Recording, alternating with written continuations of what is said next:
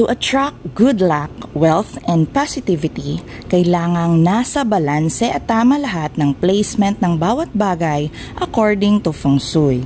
Kaya't kung gusto mong makaakit ng swerte, dapat ay panatilihin mong maginhawa at maayos ang lahat upang maiwasan ang pagiging sagabal nito sa daloy ng magandang enerhiya na siyang maghahatid sa iyo ng todong kasaganaan.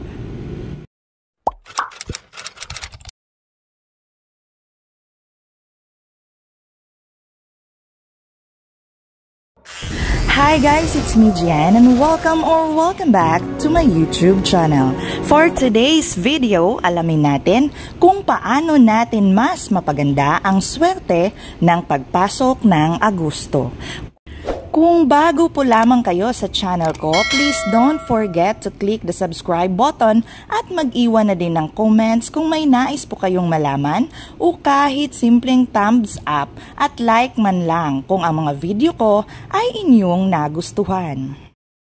Ang buwan ng Agosto ang isa sa pinaka-hindi magandang buwan kung ikaw ay isang Feng Shui enthusiast dahil nga ito ang buwan ng Ghost Month. Kaya't mas mainam na mapanlabanan natin ang di kanais-nais na dala ng buwan na ito. Ngayon ang panahon kung kailan mas dapat nating iwasan na may mag-block sa magandang Feng Shui energy hindi lamang sa ating kabahayan kundi maging sa ating mga personal na kagamitan, lalong-lalo na sa mga bagay na ginagamit natin at nilalagyan ng ating mga pera at kayamanan. Ano-ano nga ba ang mga bagay na dapat alisin kaagad upang makaiwas sa malas at upang masiguro ang pag-angat ng ating kabuhayan? Bago matapos ang videong ito ay sasabihin ko din sa inyo kung ano ang simpleng bagay na nilalagay ko upang maging magaan at tuloy-tuloy ang pasok ng swerte sa aming buhay. Kaya't sana panoorin nyo hanggang sa dulo ang videong ito. Kung nais mo ng marangyang pamumuhay, kailangang simulan mo ito sa paglinis, pagtapon at pag-alis ng mga bagay na may hindi magandang bahid ng nakaraang panahon. Kailangang alisin agad ang mga bagay na ito, lalong-lalo na kung ito'y nasa loob ng inyong bag at wallet na siyang pangunahing lagayan nyo ng pera. Una na rito ang mga resibo. Ang mga resibo ay past transactions ng paglabas ng pera o cash outflow, kaya't napakamali na tinatabi ito sa loob ng ating bag at wallet, lalong-lalo na kung ito ay mga resibo ng nagdaang problema, kagaya ng medical at check-up receipts. Higit palalo kung resibo ito mula sa punerarya.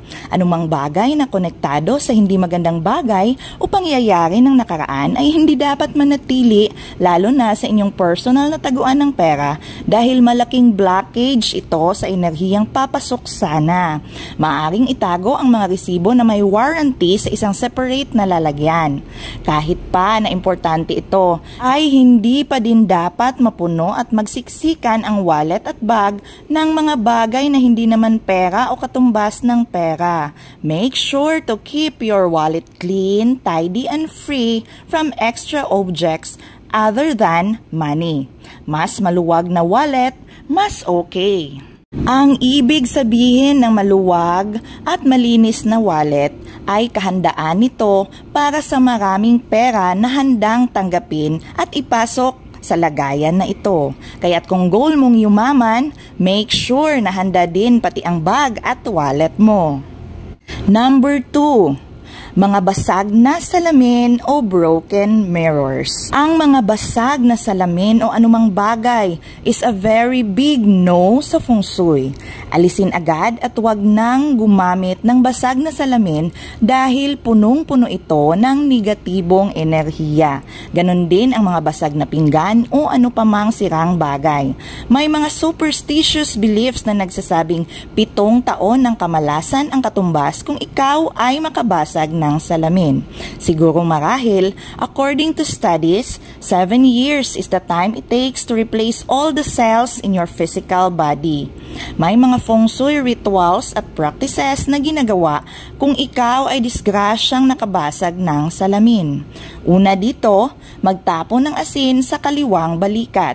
Ikalawa, kailangang i-dispose lamang ang basag na salamin sa south direction o mas mainam na ilibing na ito sa lupa. This way, maiiwasan ang kamalasan dahil mapipigilan nitong makapag-reflect ng kung ano-anong bagay, pati ang mga di magandang bagay. In general, wag na wag gumamit ng kahit na anumang sirang kagamitan kung nais mong umiwas sa malas at magkaroon ng magandang pamumuhay. Lahat ng bagay na sira na ay wala nang magandang pakinabang sa ating buhay at nararapat na itapon na kaagad. It is also true pati na lalo sa mga sirang relo o anumang bagay that should be telling us the time and exact date.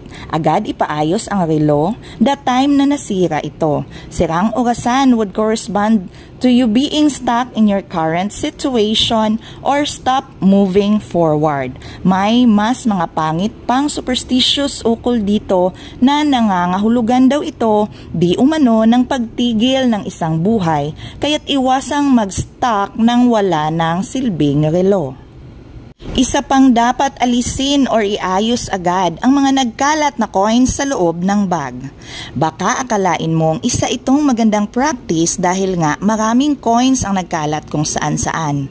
No, you're very wrong. Dahil kahit pa ito ay simbolo ng kayamanan, hindi po magandang nakakalat ito kung saan-saan.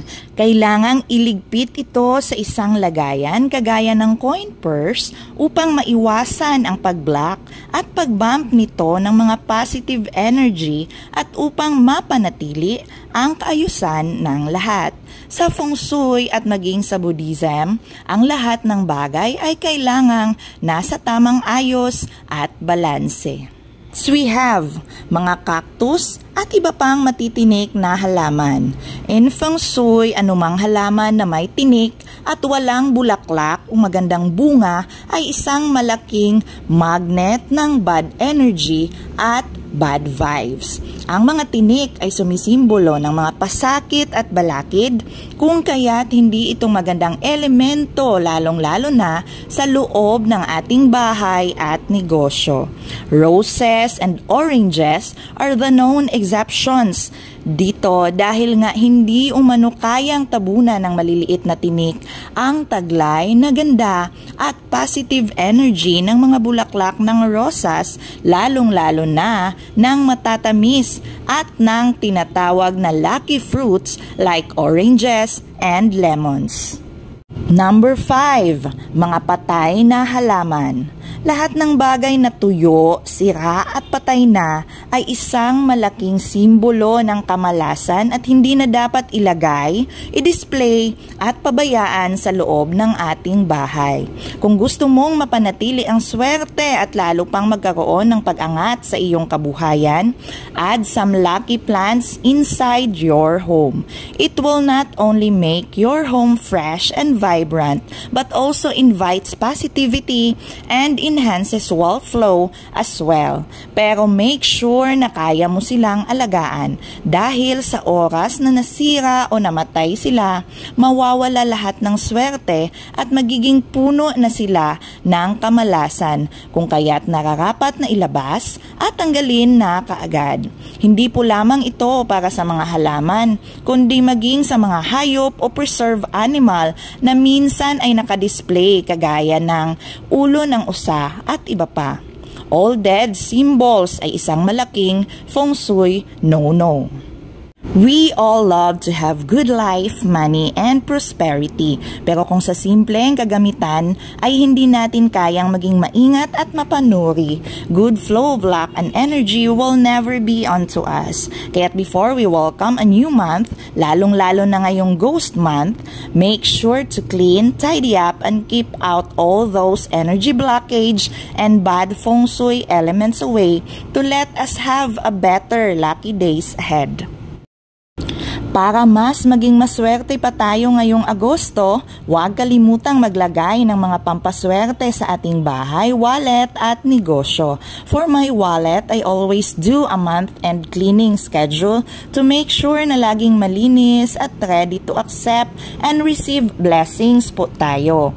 May 3 bagay ako na nilalagay sa wallet to keep good Feng Shui. Ito ito ay ang cotton ball para sa magaan na pamumuhay, dahon ng laurel for good luck, at 3 butil ng asin na nakalagay sa maliit na plastic for more positivity. Sa loob ng bahay naman, we place a large mirror facing our dining table. This is believed to double our blessings dahil nare-reflect ito sa salamin. I know a lot of you have some good feng shui practices also. Please share it with us by dropping down some short comments below. Thank you so much for always watching.